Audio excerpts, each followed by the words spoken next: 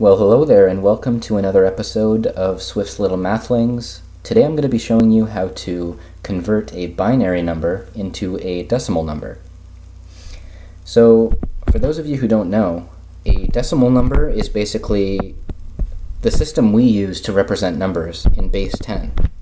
So 25, normally it would have this base 10 here, but since we're so used to using base 10, we usually don't put it there. But that's actually how you represent it.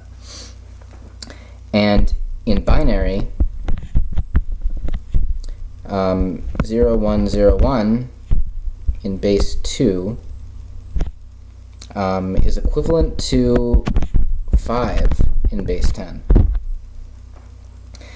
And basically how this works is in base 10, or decimal system, we have 10 objects or symbols to represent a number.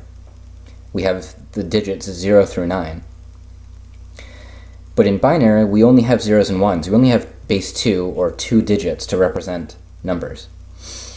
So when you're counting up a binary number, you're basically counting like 0, 0, 0, 1. That's our first number. That's 1 in binary. And then to get to 2 is the same as getting from, say, 9 to 10 in decimal. So when you get from 9 to 10, you carry the 1. You basically reset this number back to 0 because you ran out of symbols, and you carry over a 1. It's the same idea in binary, but we stop at 2 because 2 isn't a number. We only have zeros and ones. We can't represent a 2. So basically we go 0, 0, and then carry the 1, 0. So that would be 2 in binary. And then we can continue going, 0, 0, 1, 1 is 3, and 0, 0, 1, 0 is 4, and so on. So anyway, so that's how you do that. And if you remember back in high school, to expand a decimal number, so basically to expand 25 in base 10, you would basically know that this is the ones column, or equivalently 10 to the power of 0. And this is the tens column. This is equivalent to, tens, or 10 to the power of 1.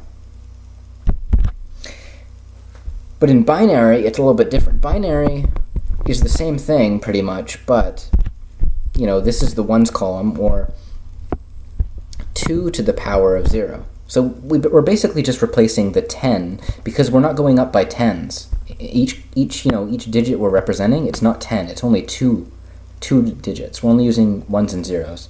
So we're going up by 2 each time we move up the digits here. So pretty much, that's 2 to the 0, this is 2 to the 1, this is 2 to the 2, and this is 2 to the 3. And so basically to expand this, what we want to do is, it's the same thing as expanding. Here, I'll do the base 10 first. So we remember from high school, basically when we expand 25, do you remember doing, 20 plus 5? Or, 2 times, we do this, times 10 to the power of 1, plus 5 times 10 to the power of 0. That's normally how we would expand 25. In binary, it's the same thing, but in base 2. So what we do is we take this first number on the left, and we go 0 times, and then whatever column it's in, so 2 to the 3. And then we add that to the next one, which is 1 times 2 to the 2. And then we add the next one, 0 times 2 to the 1. And then we add that to 1 times 2 to the 0. And my numbers keep deleting here for some reason. But anyway, so that's how we do it. And so pretty much that equals, we can cancel out these zeros because we know 0 times anything is just 0. And this is supposed to be plus 1 times 2 to the 0. Yeah, that's right. Okay, so we cancel those two out, and then we do 1 times 2 to the 2 is just 2 to the 2, and 2 to the 2 is 2 times 2, which is just 4, plus 1 times 2 to the 0. Anything to the 0 is just 1. So we can just 1 times 1 is 1, and that's 5. And that's what I had up here.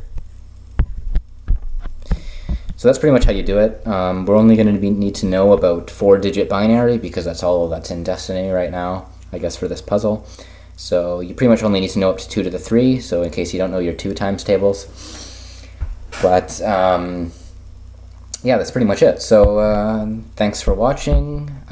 Tune in next time for Swiss Little Mathlings. Peace out.